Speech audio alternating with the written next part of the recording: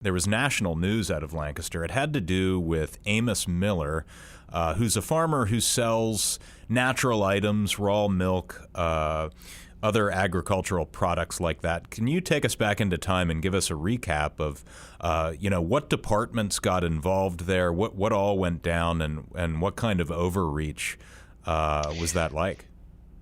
Yeah, so that was an interesting story there with the Millers.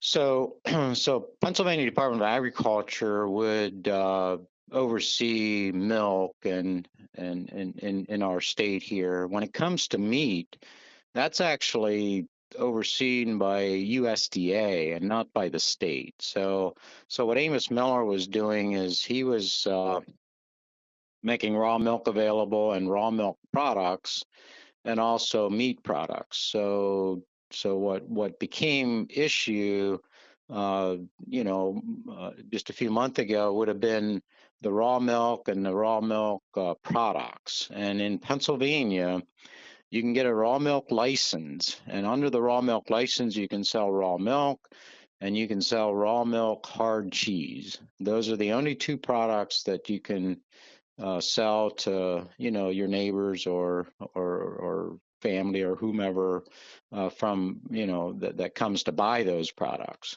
with a Pennsylvania license. What Amos Miller does not have a license, and he was selling raw milk. He was selling, of course, the hard cheeses, but also soft cheeses like cottage cheese and other products made of raw milk.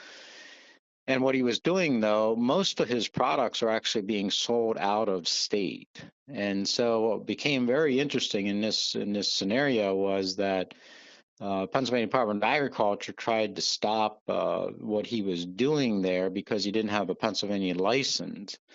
But what we've learned then is that a Pennsylvania license does not reach beyond the state border. So he could actually sell into other states, and it was really up to those states to, to do something if they would or will or wanted to. But so he's back in business selling mostly out of state because of not being willing to acquire a Pennsylvania state license.